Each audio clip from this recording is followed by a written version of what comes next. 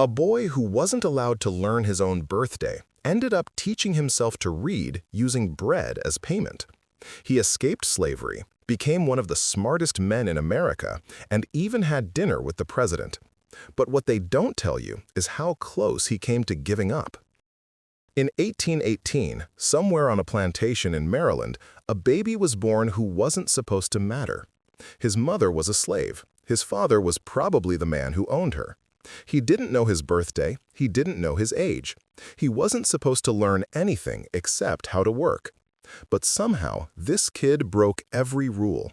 He taught himself to read when it was literally illegal. He escaped north when it should have been impossible.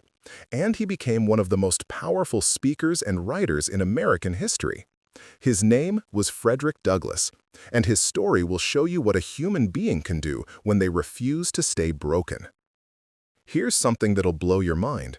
In the early 1800s, there were almost 4 million enslaved people in America. 4 million. And the whole system was designed to keep them ignorant. Not just poor, not just controlled, but actually ignorant, because the people running this nightmare understood something important. Knowledge is power. And if you keep someone from learning, you can keep them under control. There were actual laws against teaching enslaved people to read. Real laws. In some states, if you were caught teaching a slave how to read, you could be fined or even thrown in jail. And if you were a slave caught learning, the punishment was way worse. Whipping, torture, sometimes death. Why? Why would you make it illegal for someone to learn their ABCs? Think about it. If you can read maps. You can forge travel documents. You can read abolitionist newspapers. You can learn about places where slavery doesn't exist. You can understand that the way you're being treated isn't normal. You can think for yourself. That's what they were scared of. Not rebellion, not violence, knowledge. They were terrified of enslaved people becoming educated, because educated people are harder to control. They ask questions, they think, they plan, they dream. So when Frederick Douglass was born, the system was specifically designed to keep him stupid, obedient, and powerless for his entire life. And somehow, against all of that, he became one of the most brilliant minds of his generation. But it wasn't easy, and it almost didn't happen. Frederick Douglass wasn't even his real name. He was born Frederick Augustus Washington Bailey. But we'll get to the name change later. Right now, let's talk about what it was like to be born into slavery in 1818. First thing you need to know, Frederick never knew his exact birthday. Enslaved people weren't given birth certificates. Their birthdays weren't celebrated. They weren't seen as people who deserved to mark another year of life. Later in life, Douglass chose to celebrate his birthday on February 14th. He just picked a date. Imagine not knowing something that basic about yourself. Second thing, Frederick barely knew his mother. Her name was Harriet Bailey. She worked on a plantation about 12 miles away from where Frederick lived. 12 miles doesn't sound like much, right? But understand this, she wasn't allowed to visit whenever she wanted. She had to walk those 12 miles at night after working all day just to see her son for a few hours. Then she'd walk back before dawn so she could work the next day. And she couldn't do this often, maybe a handful of times in his entire childhood. Frederick later wrote about lying down at night and sometimes waking up to find his mother there beside him. She couldn't stay, she couldn't talk much, she was exhausted, but she came anyway. And then one day, she just stopped coming. He found out later that she had died. He was about 7 years old. He wasn't allowed to go to her funeral. He wasn't told how she died. She was just gone. Think about that. Your mother walks miles in the dark just to watch you sleep because it's the only time she can see you. And then you never see her again. No goodbye, no explanation, nothing. As for his father, Frederick was pretty sure it was a white man named Aaron Anthony, who was the overseer of the plantation. This was common. Enslavers would rape enslaved women, and the children born from that would also be enslaved. It increased their property. That's how they saw it. More slaves meant more workers, which meant more profit. Frederick grew up on Colonel Edward Lloyd's plantation in Maryland. This wasn't a small farm. This was a massive operation with hundreds of enslaved people. And the conditions were exactly as horrible as you'd imagine, maybe worse. The enslaved children didn't get clothes like normal kids. They got one long shirt made of rough fabric that went down to their knees. That was it. No pants, no shoes, no jacket. In the summer, that was bad enough. In the winter, it was torture. Frederick talked about how his feet would crack and bleed from the cold, how he'd fight with other children for the best spot near the kitchen fire just to warm up for a few minutes. Food? They'd pour cornmeal mush into a trough, literally a trough, like what you'd feed animals from. And the children would eat from it with oyster shells or pieces of wood because they didn't get spoons. Imagine being 6 years old, fighting other hungry kids for food out of a trough on the ground. And this was just normal. This was just life. Frederick didn't know anything different. He thought this was how the world worked, that some people were just born to serve others. That's what everyone told him. That's what he was supposed to believe. But something was different about Frederick. Even as a little kid, he was curious. He watched things. He listened. He asked questions when he shouldn't have. And that curiosity was about to change everything. When Frederick was about 7 or 8 years old, something happened that would literally change his entire life. He was sent to Baltimore to live with a new family, a man named Hugh Auld and his wife, Sophia. Now, you might think being sent away from the only place you've ever known would be scary, and it was. But Frederick later wrote that this move saved his life. Because if he had stayed on that plantation, he probably would have died young, like so many other enslaved children. Or he would have been broken down by the work and the beatings until there was nothing left of who he really was. Baltimore was different. It was a city. There were free black people walking around. There were ships from all over the world. There were newspapers and shops and churches. And most importantly, there was a woman named Sophia Auld who didn't really understand how slavery was supposed to work. Sophia had never owned anyone before. She didn't grow up around slavery. She was married to Hugh, who was in the shipbuilding business, and suddenly she had this young boy living in her house to help around the home. And at first, she treated Frederick almost like a person. She was kind to him. She smiled at him. She didn't hit him for looking her in the eye. This might not sound like much, but for Frederick, this was crazy. He was used to being treated like farm equipment. Being kicked and yelled at was normal. Being looked at like you were dirt was normal. But Sophia talked to him. And one day, he saw her reading the Bible. He was curious. He asked her about it. And here's where it gets amazing. Sophia decided to teach him. She started teaching Frederick the alphabet. She'd show him letters. She'd help him sound out words. She was actually educating him. And Frederick was learning fast, really fast. He loved it. Every letter was like a key that could open something new. But then her husband found out. Hugh Auld lost his mind. He told Sophia that teaching a slave to read was illegal and dangerous. He said that if you teach a slave to read, they'll become unhappy. They'll want freedom. They'll become unmanageable. He told her that education ruins a slave. And here's the thing that's both awful and incredible. Frederick was listening to this conversation. He was right there. And when he heard Hugh Auld say that education would make him unfit to be a slave, something clicked in his mind. Frederick later wrote that this was the moment he understood the path to freedom. If education made him unfit to be a slave, then education was what he needed. Think about that. A boy around 8 years old hearing someone say that knowledge is dangerous, and instead of being scared, deciding right then and there that he needed to get as much knowledge as possible. That's not normal. That's not something most kids would think. But Frederick wasn't a normal kid. Sophia stopped teaching him. Her husband made sure of that. In fact, Sophia changed. The longer she owned Frederick, the meaner she became. She started treating him like property instead of a person. She'd get angry if she caught him with a book or newspaper. She became exactly what her husband wanted her to be, a proper slave owner. But the damage was done. Frederick had learned the alphabet. He knew some basic words, and more importantly, he knew that reading was the key to something better. So he taught himself the rest.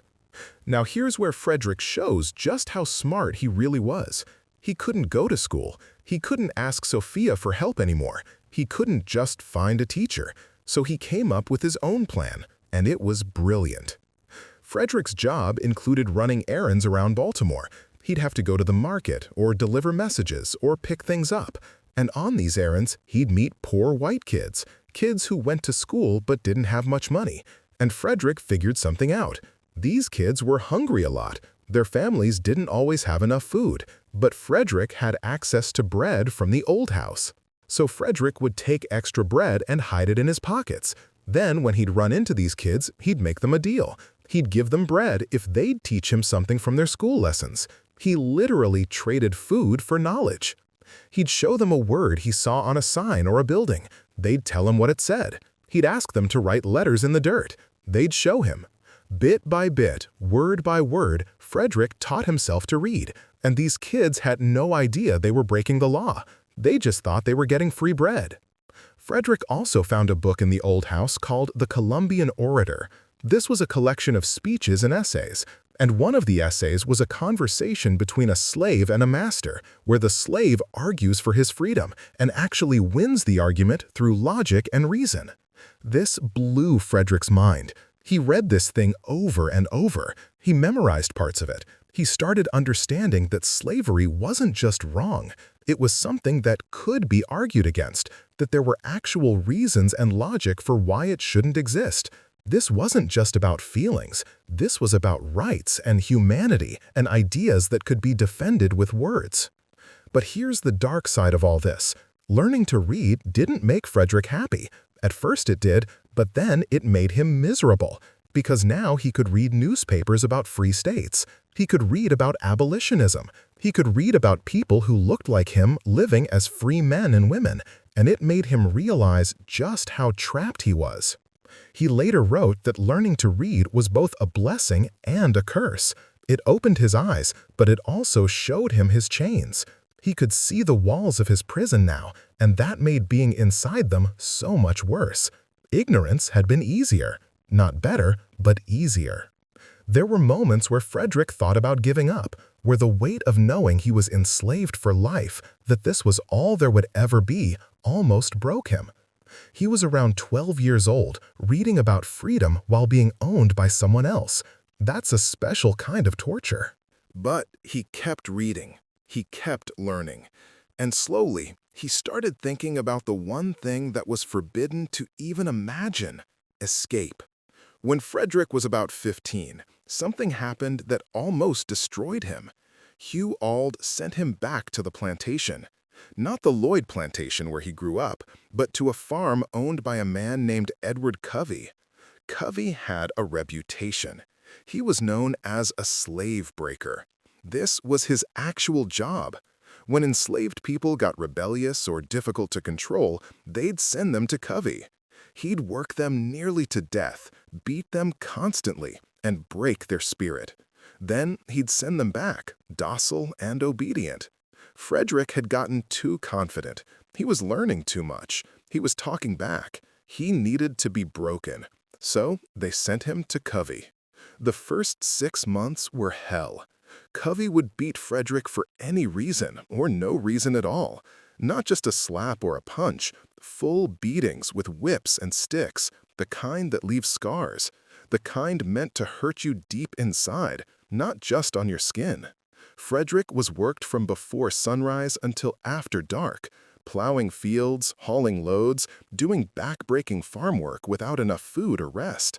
And any time he messed up or slowed down or even looked tired, Covey would be there with a whip or a stick or his fists.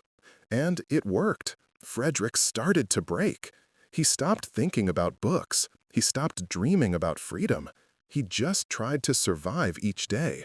He became exactly what they wanted him to become, a body that worked and obeyed and didn't think. But then something happened that changed everything. One day, after a particularly bad beating, something in Frederick just snapped. Not in a breaking way, in a waking up way. Covey tried to tie Frederick up to beat him again, and Frederick fought back. He actually physically fought back. This was insane. This was suicidal. An enslaved person fighting a white man could be killed for that. But Frederick didn't care anymore. He was done. They fought for almost 2 hours. 2 hours. Frederick didn't try to hurt Covey badly. He just defended himself. He blocked punches, he pushed Covey away, he refused to be tied up. And Covey couldn't beat him. Here's the crazy part. Covey never told anyone. Because if word got out that he couldn't control a teenage boy, his reputation as a slave breaker would be ruined. So he just avoided Frederick after that. He never tried to beat him again. And Frederick later wrote that this was the moment his manhood was reborn, that fighting back, refusing to be broken, changed something fundamental inside him. He was enslaved, yes, but he wasn't beaten. He could be killed, but he couldn't be broken. That's a powerful thing to realize about yourself. After his year with Covey ended, Frederick was sent to another farm. This one was run by a man named William Freeland, who was actually somewhat decent. He didn't beat people for fun. He gave enough food. The work was still brutal, but it wasn't torture. And here, Frederick did something incredible. He started a secret school for other enslaved people. On Sundays, when they had a few hours off, Frederick would teach other people how to read. He'd use his own books, the stuff he'd learned over years, and pass it on. At first, it was just a few people. Then more came. Eventually, there were about 40 people showing up to these secret classes. 40 people risking punishment just to learn how to read. Frederick was around 17 years old, teaching adults and kids alike. Some of them were way older than him, but they all wanted what he had: knowledge, understanding, a way to see beyond their chains. But of course, this couldn't last. Some local white men found out about the school and shut it down. They threatened to beat anyone who went, and that was the end of that. But for a few months, Frederick had done something amazing. He'd spread knowledge the same way it had been given to him, in secret, in pieces, person to person. By the time Frederick was 18, he knew he couldn't stay enslaved. The thought of living his entire life as someone's property was unbearable. He'd tasted too much knowledge. He'd seen too much. He knew what life could be like. So he started planning. His first escape attempt was with a group of other enslaved people. They planned to steal a canoe and paddle up the Chesapeake Bay to Pennsylvania, which was a free state. They forged travel passes, they picked a date, they were ready. But someone betrayed them. Someone told their enslavers about the plan. Frederick and the others were arrested. They were put in jail. And Frederick was convinced he was going to be sold south. Being sold south was one of the worst fates for an enslaved person in the Upper South. The Deep South, places like Louisiana and Mississippi, were known for being even more brutal. The work was harder, the treatment was worse, the chances of escape were almost zero. Being sold south was basically a death sentence. Frederick sat in that jail cell thinking his life was over. He was 18 years old. He'd tried to be free and failed. Now he'd be punished for it for the rest of his life. But then something lucky happened. Hugh Auld convinced the authorities to release Frederick back into his custody. The other men were sold or punished, but Frederick was sent back to Baltimore. Maybe Hugh Auld saw value in him. Maybe Sophia asked for mercy. We don't know exactly why. But Frederick got a second chance. Back in Baltimore, Frederick was hired out to work in the shipyards. He was learning the trade of caulking ships, which was skilled work. And more importantly, he was making money. Well, technically, Hugh Auld was making money. Frederick had to give all his wages to Auld. But Frederick was out in the city, around free black people, around ships that traveled to free states. The possibility of escape was alive again. It was in Baltimore that Frederick met Anna Murray. She was a free black woman. Free. She'd been born free. And somehow she fell in love with this enslaved young man who wouldn't shut up about books and freedom. Anna wasn't educated like Frederick. She couldn't read or write, but she was smart in other ways. She had a job. She had money saved. And when Frederick told her he wanted to escape, she didn't try to stop him. She helped him. This is important to understand. Anna could have had a safe, quiet life. She could have married a free black man and avoided all the danger and chaos that came with Frederick. But she chose to help him escape. She gave him money. She helped him plan. She risked her own freedom for his. On September 3, 1838, Frederick made his move. Anna had given him money to buy a train ticket. Frederick borrowed papers from a free black sailor who was willing to help. These papers said the holder was a free seaman. The description didn't really match Frederick, but he was betting that no one would look too closely. Frederick dressed as a sailor. He carried the papers. He got on a train heading north. And every second of that journey must have been terrifying, because if anyone questioned him, if anyone looked too closely at those papers, if anyone recognized him, he'd be dragged off that train and punished in ways he couldn't even imagine. There were moments when conductors looked at his papers and Frederick was sure they could tell something was wrong. There were moments when he saw people he knew from Baltimore who might recognize him. There were moments when the train stopped and he thought for sure someone would pull him off. But somehow, incredibly, he made it. He traveled through Delaware, through slave-holding territory, and into Pennsylvania. He made it to Philadelphia. He was in a free state. He was free. Frederick later wrote about that moment, standing in Philadelphia, breathing air as a free man for the first time in his life. He was 20 years old. He'd been enslaved for his entire life up until that moment. And now suddenly, he wasn't. But he wasn't safe yet. There were slave catchers in Philadelphia. There were laws that said escaped slaves could be captured and returned. Frederick couldn't stay there. He had to keep moving. He went to New York City next. And this is where things get real about what freedom actually meant. Frederick was free, but he had no money, no job, no place to live, and no idea who he could trust. He slept outside. He was hungry. He was terrified that every person he saw might be a slave catcher. Freedom wasn't the magical solution he dreamed about. It was scary and uncertain and hard. But it was still better than slavery, because at least now his life was his own.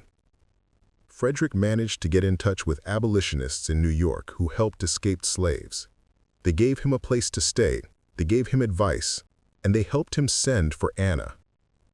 Anna came north, and on September 15, 1838, less than 2 weeks after Frederick escaped, they got married. This formerly enslaved man who'd taught himself to read and this free black woman who'd helped him escape got married and started a life together as free people. They decided to move to New Bedford, Massachusetts, which was even safer than New York. And it was in New Bedford that Frederick stopped being Frederick Bailey and became Frederick Douglass. He changed his name so he'd be harder to track. He picked Douglass from a poem. It was his way of saying the old life was over. This was someone new. In New Bedford, Frederick got a job doing manual labor. He caulked ships. He did whatever work he could find. Anna worked as a domestic servant. They were poor. They lived in a small house. They had kids. And by all appearances, they were just another working-class black family trying to get by. But Frederick couldn't stop thinking about the people he'd left behind. The millions still enslaved, his friends, people he'd taught in his secret school, everyone who didn't make it out. He started going to abolitionist meetings. These were gatherings where people talked about ending slavery, and Frederick would sit in the back and listen. He heard white people giving speeches about how slavery was wrong, and these speeches were good. They were passionate, but they were also kind of general. They talked about slavery like it was an idea, not a real thing they'd experienced. In 1841, Frederick was asked to speak at an abolitionist meeting on Nantucket. He wasn't a scheduled speaker. Someone just asked him to say a few words about his experience. Frederick was nervous. He'd never spoken in front of a crowd like this before. But he stood up and started talking. And everything changed. Frederick didn't give a formal speech. He just talked. He told his story. He talked about being separated from his mother, about learning to read in secret, about being beaten by Covey, about escaping. He talked for a while, and when he was done, the crowd was silent. Then they erupted. People were crying, they were on their feet, they were cheering, because they'd never heard anything like this before. This wasn't someone talking about slavery as an abstract concept. This was someone who'd lived it, who could describe exactly what it felt like, who could make it real for people who'd never experienced it. A man named William Lloyd Garrison was at that meeting. Garrison was one of the most famous abolitionists in America. He published a newspaper called The Liberator that called for immediate emancipation, and Garrison recognized immediately that Frederick was special. Garrison offered Frederick a job. He wanted Frederick to travel around and give speeches for the Massachusetts Anti-Slavery Society. He wanted Frederick to tell his story over and over to crowds all over the North, and Frederick said yes. This was the start of Frederick Douglass becoming one of the most famous speakers in America, but it wasn't easy, and it came with problems he didn't expect. Here's something you might not think about. When Frederick started giving speeches, he was really good. Too good. He was so well-spoken, so educated, so articulate, that people started saying there was no way he'd been a slave. They said he must be lying. They said he was probably a free black man who was making up stories for attention. This was a real problem. Frederick's entire value to the abolitionist movement was his authentic experience, but his intelligence and education made people doubt that experience was real. Some of the white abolitionists actually told Frederick to dumb down his speeches. They told him to talk more like what people expected a formerly enslaved person to talk like, to make more grammar mistakes, to sound less educated.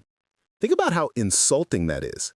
Frederick had spent years teaching himself to read and speak well, and now people were telling him to pretend to be ignorant so that white audiences would believe he'd been enslaved. It was this weird racist logic where being smart meant you couldn't have been a slave, even though that made no sense. Frederick refused to do that. He kept speaking the way he spoke. But to prove his story was real, he made a dangerous decision. In 1845, he published his autobiography. It was called Narrative of the Life of Frederick Douglass, an American Slave. In this book, Frederick named names. He named the people who'd enslaved him. He named the plantation where he'd lived. He gave specific details about places and dates and events. He made it impossible for anyone to say he was lying. But here's the problem. By naming his former enslavers, Frederick made it easy for them to find him. He was still legally enslaved. Under the law, he was still Hugh Auld's property. Auld could come to Massachusetts with legal papers and take Frederick back. Or he could hire slave catchers to kidnap him. Either way, Frederick had just made himself a target. The book became a huge success. It sold thousands of copies. People all over America and Europe read it. Frederick became famous. But he also had to leave America. Frederick went to England and Ireland for almost 2 years. He gave speeches there. He met with abolitionists and politicians. He was treated like a celebrity. And here's something that really struck him. In England and Ireland, people treated him like a person, not like a black person or a former slave, just like a person. He could stay in any hotel. He could eat in any restaurant. He could sit anywhere on a train. Nobody was surprised that he was educated. Nobody treated him like he was inferior. And this showed Frederick what life could be like if racism and slavery didn't exist. But Frederick wanted to come home. He missed Anna and his kids. He missed America, even with all its problems. So his British friends did something incredible.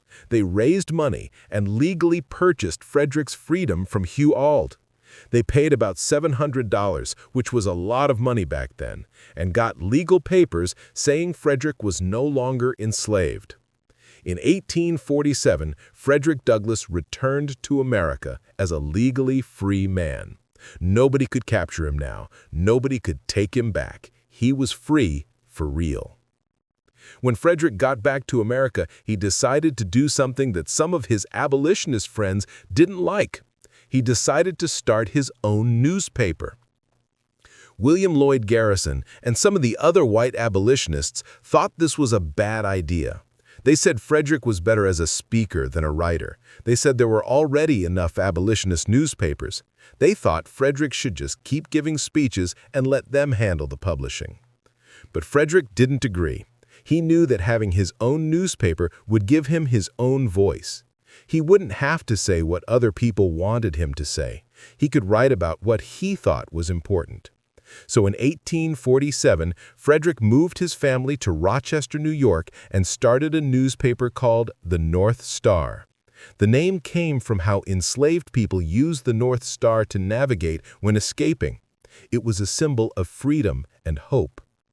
Running a newspaper was hard, really hard. Frederick had to write articles, edit submissions, handle the business side, deal with printing issues, and somehow make enough money to keep it going.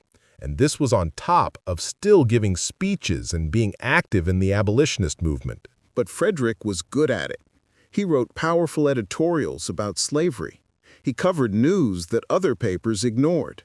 He gave voice to Black Americans who weren't being heard anywhere else. And he didn't just write about slavery.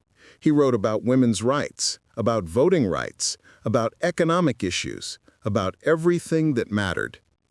One of the coolest things Frederick did was attend the Seneca Falls Convention in 1848. This was the first women's rights convention in America. A bunch of women and some men got together to talk about how women should have the right to vote and own property and have the same rights as men. A lot of men thought this was ridiculous. Even some male abolitionists who were against slavery still thought women shouldn't have equal rights. But not Frederick. He stood up at that convention and gave a powerful speech supporting women's right to vote. He was one of the only men there who did this, and he kept supporting women's rights for his entire life. This is important because it shows that Frederick understood something that a lot of people didn't, that all oppression is connected, that you can't fight for freedom for some people but not others, that justice means justice for everyone. As the years went on, Frederick started disagreeing more and more with William Lloyd Garrison and some of the other white abolitionists he'd worked with. Garrison believed in something called moral suasion. The idea was that you can end slavery by convincing people it was wrong, that if you just gave enough speeches and wrote enough articles and appealed to people's morality, they'd see that slavery was evil and get rid of it voluntarily. Frederick used to believe this too, but the more he saw, the more he realized it wasn't working. Slavery wasn't ending. It was getting stronger. More states were allowing it. The laws protecting it were getting harsher. The Fugitive Slave Act of 1850 made it legal to capture escaped slaves anywhere in the country, even in free states. Things were getting worse, not better. Frederick started thinking that maybe moral arguments weren't enough. Maybe slavery wouldn't end peacefully. Maybe it would take something more drastic, maybe even violence. This was a huge shift. Garrison and his followers believed in total nonviolence. They wouldn't even vote because they thought the Constitution supported slavery and voting meant supporting that system. But Frederick started thinking differently. He started believing in political action. He thought Black people and abolitionists should vote for anti-slavery candidates. He thought they should use the political system to fight slavery. And more controversially, Frederick started thinking that enslaved people had the right to use violence to free themselves. That if someone was holding you captive, beating you, stealing your life and labor, you had the right to fight back, even kill if necessary. This wasn't murder. This was self-defense. Garrison and Frederick eventually had a major falling out over these differences. They stopped working together. And this was hard for Frederick because Garrison had been like a mentor to him. But Frederick couldn't keep pretending to agree with strategies that he didn't think would work. In the 1850s, Frederick met a man who would become one of the most controversial figures in American history. His name was John Brown. John Brown was a white abolitionist who absolutely hated slavery. But unlike Garrison, Brown believed in action, violent action. He thought slavery was a war, and wars weren't won with speeches. They were won with guns. Brown had fought pro-slavery forces in Kansas. He'd killed people, and he came to Frederick with a plan. Brown wanted to raid the federal armory at Harper's Ferry in Virginia. He wanted to steal weapons and start a slave rebellion. He wanted to arm enslaved people and help them fight for their freedom. Frederick listened to this plan and thought Brown was insane. Not insane for wanting to end slavery, insane for thinking this plan could work. Frederick told Brown that attacking a federal armory would fail, that the military would crush them, that it would make things worse for enslaved people, not better. But Brown didn't listen. In October 1859, Brown and a small group of followers raided Harper's Ferry. Just like Frederick predicted, it was a disaster. Brown was captured, most of his men were killed, and Brown was put on trial and hanged for treason. When this happened, Frederick had to flee America again, because he'd known about the plan. Even though he hadn't participated, even though he'd told Brown it wouldn't work, Frederick had known, and the authorities came looking for him. Frederick went back to England until things calmed down. And here's what's interesting. Even though Brown's raid failed, it changed something in America. It terrified the South. It showed them that there were white people who were willing to die to end slavery. And it made a lot of people realize that slavery wasn't going to end peacefully, that something big was coming. 1 year after John Brown was executed, Abraham Lincoln was elected president, and the Southern states started seceding from the Union. The Civil War was about to begin. When the Civil War started in 1861, Frederick saw it as the opportunity to finally end slavery. But here's the thing that frustrated him. At first, the war wasn't about slavery at all. Lincoln said the war was about preserving the Union, that he wasn't trying to free enslaved people, he was just trying to keep the country together. Frederick was furious about this. He wrote articles and gave speeches saying that you can't fight a war against the South without fighting against slavery, that slavery was the cause of the war, that if you win the war but keep slavery, you haven't really won anything. And Frederick also argued for something that seemed radical at the time. He said black men should be allowed to fight in the war, that they should be given guns and uniforms and allowed to fight for their own freedom. At first, the government said no. The army was whites only. They didn't trust black men with weapons. They didn't think black men could be good soldiers. This was straight-up racism, but it was the policy. Frederick kept pushing. He kept writing and speaking and arguing. And finally, in 1863, things started to change. Lincoln issued the Emancipation Proclamation, which declared that enslaved people in Confederate states were free, and the Army started forming black regiments. The Massachusetts 54th was one of the first official black regiments in the Union Army, and Frederick helped recruit soldiers for it. He gave speeches encouraging black men to enlist. He even convinced 2 of his own sons to join. But there was a problem. Black soldiers weren't treated the same as white soldiers. They were paid less, they were given worse equipment, they were often given the worst and most dangerous assignments, and if they were captured by Confederate forces, they weren't treated as prisoners of war. They were treated as escaped slaves and often killed on the spot. Frederick wrote angry letters to Lincoln and other officials about this. He argued that if black men were good enough to die for the country, they were good enough to be paid the same as white soldiers. Eventually, after a lot of pressure, the government changed the policy and started paying black soldiers equally. In 1863, Frederick got to meet Abraham Lincoln. He went to the White House and had a meeting with the president. And this is amazing when you think about it. A man who was born enslaved, who wasn't allowed to learn his own birthday, was now sitting in the White House talking to the President of the United States as an equal. Frederick later wrote about this meeting. He said Lincoln treated him with respect. They talked about the war, about black soldiers, about what would happen after the war ended. Lincoln listened to what Frederick had to say. He didn't always agree, but he listened. They met a few more times over the next couple of years, and while Frederick often disagreed with Lincoln's decisions, while he thought Lincoln moved too slowly on emancipation and equality, he also respected Lincoln. He saw Lincoln as someone who was genuinely trying to do the right thing, even if he didn't always do it fast enough or go far enough. The Civil War finally ended in April 1865. The Confederacy surrendered. Slavery was officially over. The 13th Amendment was passed, making slavery illegal throughout the United States. Frederick Douglass had lived to see the thing he'd fought for his entire adult life finally happen. But the celebration didn't last long. 5 days after the war ended, Abraham Lincoln was assassinated, shot in the head while watching a play, and the country was thrown into chaos again. After the war came Reconstruction.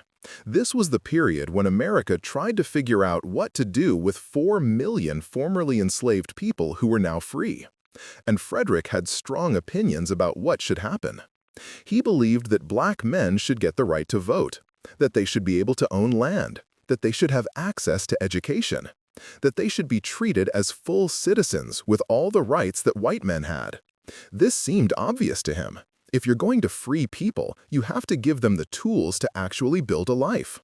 But a lot of white Americans, even in the North, didn't agree.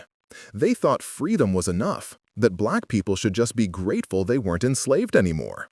They didn't want to give black people the vote or equal rights.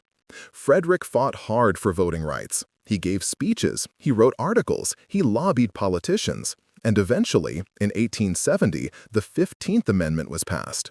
It said that the right to vote couldn't be denied based on race. But here's the catch. It only applied to men. Women still couldn't vote. And this created a problem for Frederick. Remember, Frederick had been supporting women's rights since 1848. He believed women should vote. But some of the women's rights activists were angry that black men got the vote before white women did. Some of them said really racist things. They said it was an insult that uneducated black men could vote while educated white women couldn't. Frederick tried to explain that black men needed the vote desperately for their physical survival, that in the South, black people were being murdered and terrorized, that they needed political power to protect themselves. He said he supported women getting the vote too, but that right now, in this moment, it was more urgent for black men. A lot of his former allies in the women's rights movement didn't accept this. They felt betrayed, and Frederick lost some friendships over it. But he stood by his position. He thought both black men and women should vote, but if he had to choose which to fight for first, he'd choose black men because their lives were literally in danger. The years after the Civil War were complicated. On paper, black people had rights. The 13th Amendment ended slavery. The 14th Amendment made them citizens. The 15th Amendment gave black men the vote. But in practice, especially in the South, these rights were constantly being violated. There were terrorist groups like the Ku Klux Klan killing black people. There were laws being passed to restrict black people's freedom. There was violence and intimidation to stop black people from voting. The South was finding ways to recreate slavery in everything but name. Frederick kept fighting. He kept speaking and writing. He became even more famous. He was invited to speak all over the world. He met with presidents and prime ministers. He was probably the most famous black person in America, maybe the world. But he was also getting tired. He'd been fighting for over 30 years. He'd seen slavery end, which was huge, but he'd also seen how slowly real equality was coming, how much resistance there was, how many white people were willing to accept black freedom, but not black equality. While all this was happening, Frederick's personal life was going through changes too. His wife Anna, the woman who'd helped him escape and had been with him for over 40 years, was getting older. She'd never learned to read, which had always been a bit of a source of distance between them. Frederick loved books and ideas and conversation. Anna was more practical, more focused on keeping the household running. Anna died in 1882. Frederick was devastated. Despite their differences, they'd been partners for decades. She'd supported him when he had nothing. She'd raised their kids while he traveled giving speeches. She'd been there through everything. But then, in 1884, Frederick did something that shocked a lot of people. He remarried. And his new wife was a white woman named Helen Pitts. She was 20 years younger than him and had worked as his secretary. This caused a scandal. Black people were upset because they felt like Frederick was abandoning his race by marrying a white woman. White people were upset because interracial marriage was still illegal in many places and deeply taboo everywhere else. Even Frederick's own children were angry about it. Frederick didn't care. He said love was love. He said that his first wife was the color of his mother and his second wife was the color of his father, and he loved them both. He basically told everyone to mind their own business. Helen and Frederick traveled the world together. They went to Europe and Egypt. They were openly affectionate in public, which was shocking at the time. And Frederick seemed genuinely happy. He'd spent so much of his life fighting and working and struggling. Now, in his later years, he was letting himself enjoy life. But he never stopped fighting. Even in his 60s and 70s, Frederick was still giving speeches and writing articles. He spoke out against lynching. He criticized the Supreme Court when they made racist decisions. He called out the government when they didn't protect black people's rights. In his final years, Frederick Douglass was seen as the elder statesman of Black America. People would come to him for advice. Young activists would visit him to learn from his experience. He'd lived through slavery, the Civil War, Reconstruction, and now the rise of Jim Crow. He'd seen so much. Frederick bought a house in Washington, D.C. called Cedar Hill. It was a beautiful place on a hill overlooking the city. And this was significant because when he bought it, the neighborhood had rules saying black people couldn't live there. Frederick bought the house anyway and dared them to do something about it. He kept giving speeches almost until the day he died. On February 20th, 1895, Frederick attended a meeting of the National Council of Women in Washington. He came home that evening. He was telling his wife Helen about the meeting, and then he just collapsed. He had a heart attack or a stroke. He died right there in his home. Frederick Douglass was around 77 years old. Remember, he never knew his exact birthday, so even his age was approximate. But he'd lived a full, incredible life. Think about everything this man did. He was born enslaved. He taught himself to read when it was illegal. He escaped to freedom. He became one of the greatest speakers in American history. He published newspapers. He wrote best-selling books. He advised presidents. He fought for the end of slavery and saw it happen. He fought for black rights and women's rights. He traveled the world. He lived to see things that would have been unimaginable when he was a child on that plantation. His funeral was huge. Thousands of people came. Black people and white people, politicians and activists, famous people and ordinary people who'd been inspired by his words. He was buried in Rochester, New York, the city where he'd published the North Star all those years ago. Now, here's the stuff that often gets left out when people talk about Frederick Douglass, the complicated parts, the parts that don't fit neatly into a hero story. First, Frederick could be difficult to work with. He had a big ego, which makes sense because he was brilliant and accomplished and famous, but it meant he often clashed with other activists. He thought his way was the right way, and he wasn't always good at compromise. Some people found him arrogant. Second, his relationship with the black community was complicated. On one hand, he was their most famous representative, their voice. But on the other hand, he spent most of his time with white people. His friends were often white abolitionists. His second wife was white. He lived in mostly white neighborhoods. Some black people felt like he was too removed from the everyday struggles of ordinary black folks. Third, Frederick's views on some things were pretty conservative by today's standards. He believed strongly in pulling yourself up by your bootstraps. He thought black people needed to prove themselves through hard work and education. He sometimes blamed poor black people for their poverty, not fully acknowledging the systemic barriers they faced. He also had complicated views on Africa and black culture.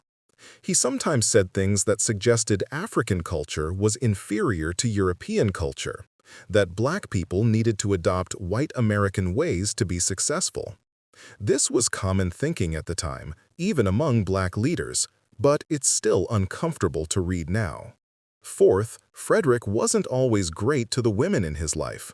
He was gone a lot, traveling and giving speeches.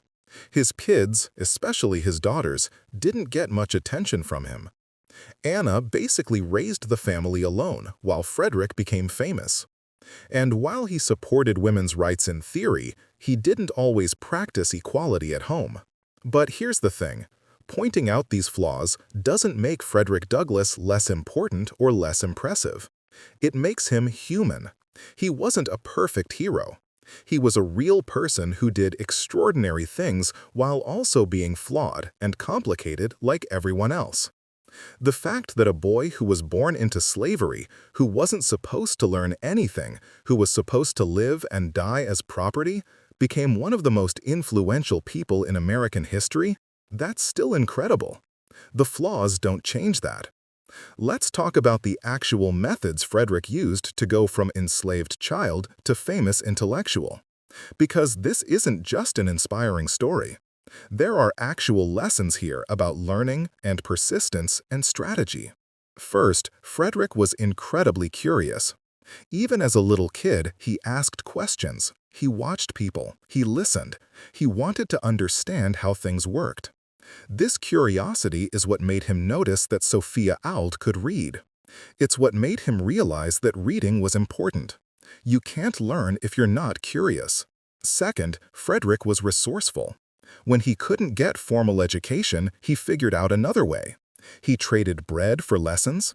He read every scrap of paper he could find. He practiced writing in the dirt. He used whatever resources he had, no matter how small. Third, Frederick was disciplined. Teaching yourself to read is hard. It takes time and effort, and there's no teacher telling you what to do next. Frederick had to motivate himself. He had to practice even when it was frustrating. He had to keep going when it seemed impossible. Fourth, Frederick understood the power of communication. Once he could read, he focused on speaking and writing. He practiced giving speeches. He worked on his writing. He knew that being able to communicate effectively was power, and he worked constantly to get better at it. Fifth, Frederick was strategic. He didn't just escape randomly. He planned. He waited for the right moment. He used his skills to forge documents and blend in. His escape wasn't lucky. It was thought out. Sixth, Frederick built alliances. He connected with other enslaved people. He worked with abolitionists. He married someone who supported his goals. He understood that you can't do everything alone. You need people on your side. Seventh, Frederick was brave. Not just physically brave, though he was that too, but brave enough to keep learning when he could be punished for it. Brave enough to fight back against Covey. Brave enough to escape. Brave enough to publish his story even though it put him in danger. Brave enough to speak truth to power for his entire life. These aren't superhuman qualities. These are things anyone can develop.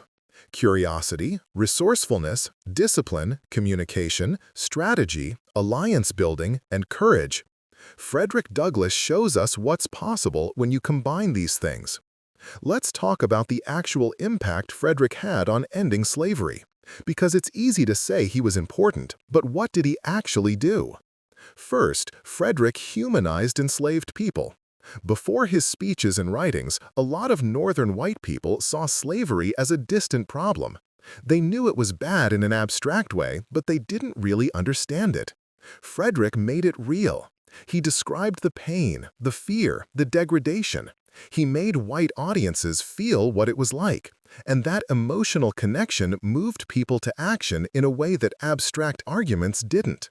Second, Frederick proved that black people were just as intelligent as white people. This sounds obvious now, but in the 1840s, a lot of white people genuinely believed black people were intellectually inferior. They thought it was just a fact of nature. Frederick's speeches and writings proved this was wrong. Here was a formerly enslaved man who could out-debate Harvard graduates, who could write more beautifully than most professional writers, who could analyze politics and philosophy as well as anyone. He was living proof that race had nothing to do with intelligence. Third, Frederick influenced political leaders. His meetings with Lincoln and other politicians weren't just symbolic. He actually gave them advice that they sometimes took. He pushed Lincoln on emancipation. He pushed for black soldiers. He pushed for voting rights. And he had enough respect and influence that people listened. Fourth, Frederick inspired other black people. His success showed enslaved people that freedom and education were possible. It showed free black people that they could achieve great things despite racism. He was proof that the system that tried to keep black people down could be beaten. Fifth, Frederick kept the pressure on even after slavery ended. He didn't say mission accomplished in 1865 and retire. He kept fighting for real equality. He kept pointing out injustice. He kept demanding more.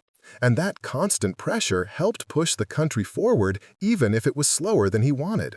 But here's something important to understand. Frederick didn't end slavery by himself. Nobody did. Slavery ended because of a massive war that killed hundreds of thousands of people. It ended because of political pressure and economic forces and military victories. Frederick was one voice among many. But he was a particularly powerful voice. And voices matter. Ideas matter. The work of changing people's minds and hearts matters. Frederick understood this. He knew that even as armies fought, the battle for how people thought about race and freedom and justice was just as important. Frederick Douglass wrote 3 autobiographies during his life.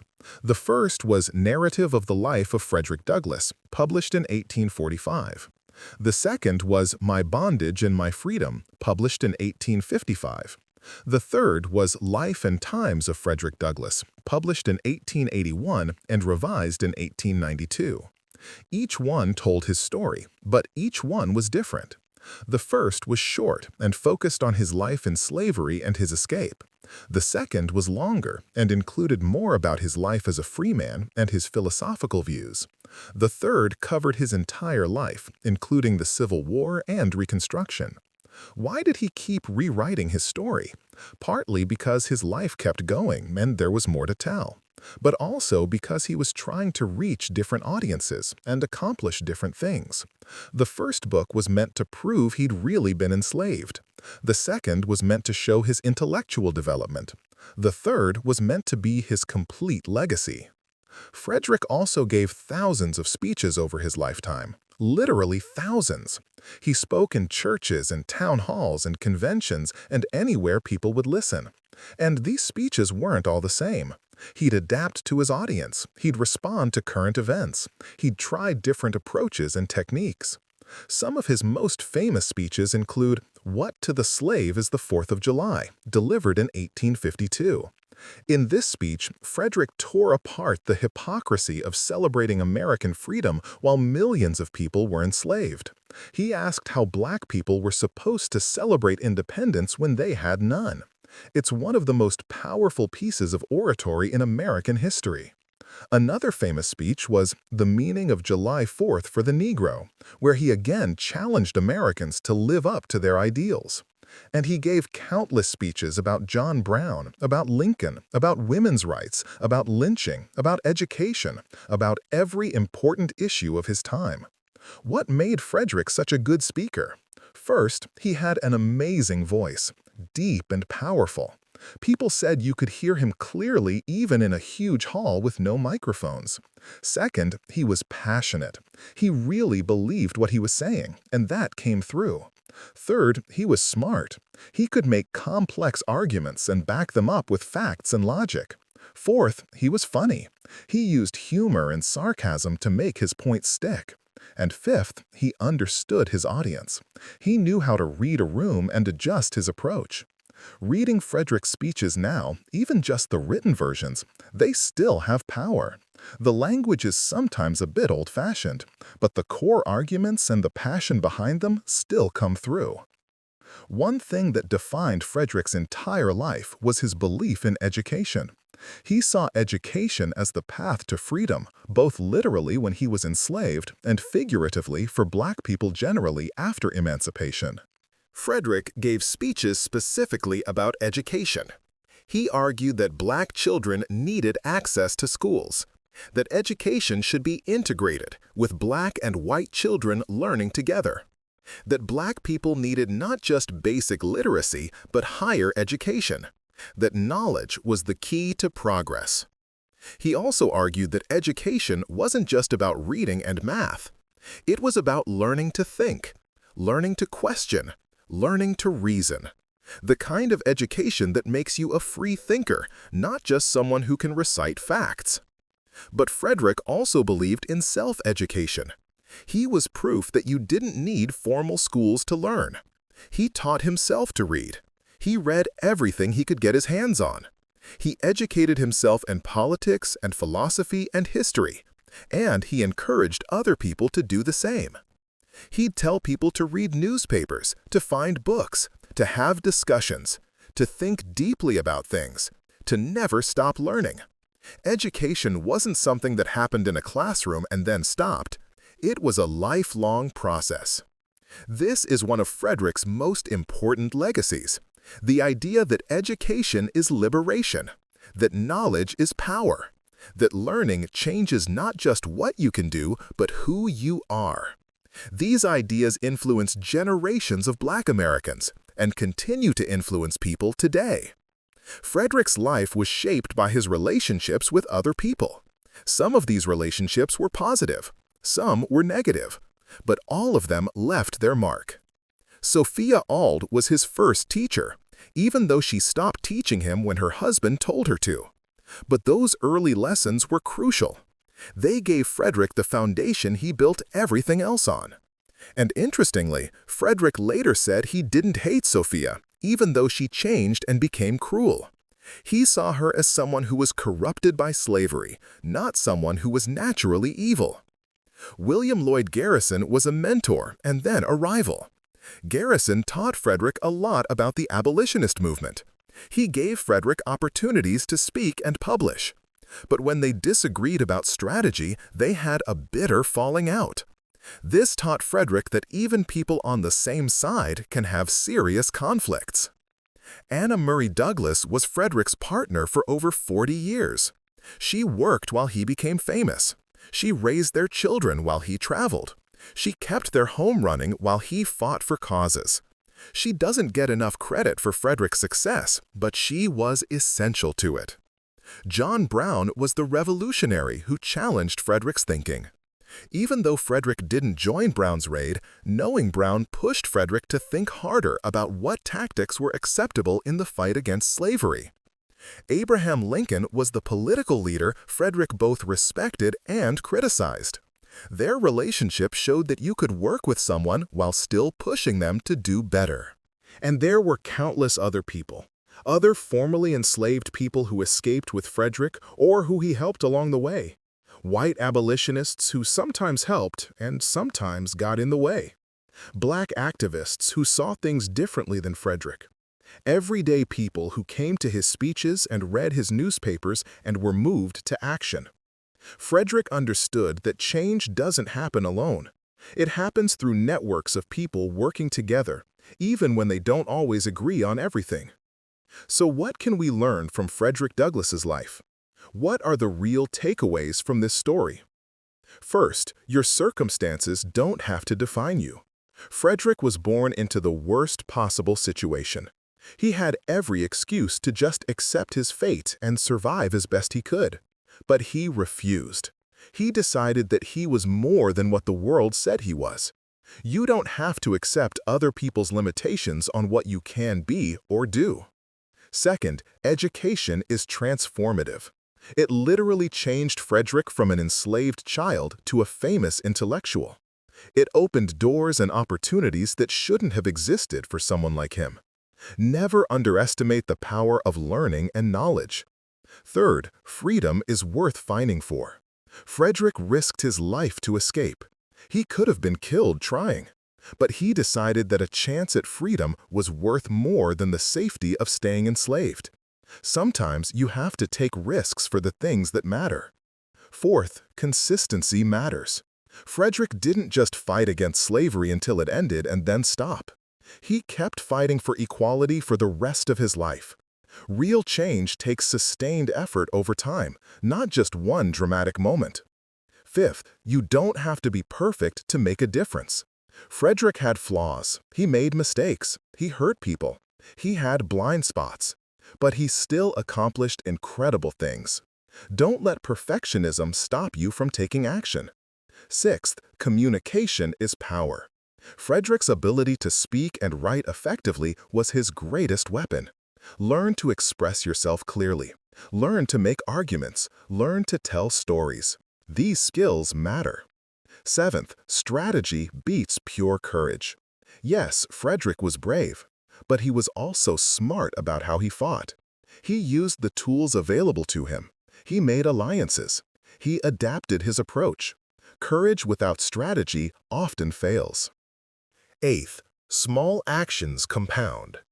Every piece of bread Frederick traded for a lesson seemed small at the time. But those small acts of learning added up to literacy, which led to everything else. Don't underestimate the power of consistent small efforts. Ninth, representation matters. Frederick being visible as a successful, intelligent black man changed how people thought about race. Your success and visibility can open doors for others who look like you or come from similar backgrounds. 10th, some fights take longer than one lifetime. Frederick didn't live to see real equality. Jim Crow was rising as he died. But the work he did laid foundations that others built on. You might not see the full results of your efforts, but that doesn't mean they don't matter. When Frederick Douglass died in 1895, what kind of world did he leave behind? Slavery was over. That was huge. The thing he'd been born into, the thing that had controlled his entire early life, was gone. The 13th Amendment made it illegal. That was a victory Frederick had fought for and lived to see. But real equality? That was still far away. In 1895, the South was building the Jim Crow system. Laws were being passed to segregate schools, trains, restaurants, everything. Black people could vote in theory, but in practice, they were being prevented through literacy tests, poll taxes, and violence. Lynching was common. Racial terrorism was everywhere. The North was better, but not good. Black people had more opportunities there, but they still faced discrimination in jobs, housing, education. They were still seen as inferior by most white people. Real integration was rare. Frederick had hoped that the end of slavery would lead quickly to equality. That once black people were free, once they had the vote, once they had legal rights, everything else would follow. But it wasn't happening that fast. The racism was deeper than he'd realized. The resistance was stronger. And yet, Frederick's work mattered. His books were still being read. His speeches were still being quoted. He'd created a template for black activism and leadership that others would follow. He'd shown that it was possible to go from enslaved to influential, that black people could achieve anything white people could, that intelligence and race weren't connected. The next generation of black leaders, people like W.E.B. Du Bois and Booker T. Washington and Ida B. Wells, all built on Frederick's foundation. They disagreed with him about some things, but they all respected what he'd accomplished. They all saw him as someone who'd shown the way. You might be wondering why Frederick Douglass's story matters now. Slavery ended over 150 years ago. Frederick died almost 130 years ago. Why should we care about some guy from the 1800s? Here's why. First, the issues Frederick fought for are still relevant. Racism didn't end when slavery ended. The fight for true equality is still ongoing. Understanding how Frederick thought about these issues, how he strategized and fought, can inform how we think about them today. Second, Frederick's life shows what's possible when you refuse to accept limitations.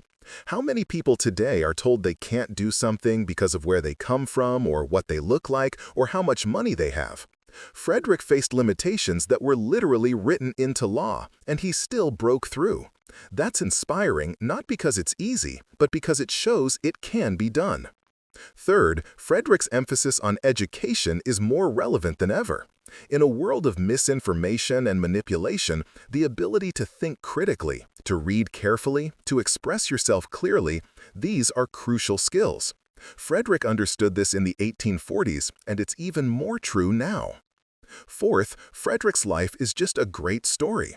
It has everything: a horrible beginning, a dramatic escape, success against the odds, famous people, important events, complicated relationships, moral dilemmas. It's the kind of story that reminds you that real history is often more interesting than fiction. Fifth, learning about Frederick humanizes history. It's easy to think of slavery as this distant thing that happened a long time ago. But Frederick was a real person. He had feelings and dreams and fears. He loved people and lost people. He struggled and succeeded. Making history personal through individual stories helps us connect to it emotionally, not just intellectually. And finally, Frederick's story is a reminder that change is possible. He lived in a time when slavery seemed permanent, when most people thought black people would always be inferior, when the idea of a formerly enslaved person dining with presidents was unthinkable. And he lived to slavery end and to dine with presidents. The world can change. It does change. Usually slower than we want, but it changes, and individuals can help push that change along. Frederick Douglass was born a slave who wasn't allowed to know his own birthday. He was separated from his mother. He was beaten and starved and treated like property. Every system in his world was designed to keep him ignorant and powerless. But he learned to read anyway. He escaped to freedom anyway. He became one of the most important voices in American history anyway. He met with presidents, he published newspapers, he wrote best-selling books. He gave speeches that moved thousands of people. He fought for the end of slavery and lived to see it happen. He kept fighting for equality even when progress was slow. He wasn't perfect, he had flaws and made mistakes, but he was extraordinary. He took a life that was meant to be meaningless and made it incredibly meaningful. He took intelligence and curiosity that were supposed to be suppressed and used them to change the world. His story shows us what humans are capable of when they refuse to be broken, when they value knowledge over comfort, when they're willing to take risks for freedom, when they fight not just for themselves but for others, when they keep going even when change is slow. Frederick Douglass died in 1895, but his words and his example live on. Every person who fights against injustice stands on shoulders like his. Every person who values education and literacy benefits from his advocacy. Every person who refuses to accept other people's limitations on their potential follows in his footsteps. The boy who taught himself to read with pieces of bread became the man who helped free millions of people. That's the story of Frederick Douglass, and it's a reminder that no matter where you start, no matter what obstacles you face, you have the power to write your own story. If this story moved you, hit subscribe.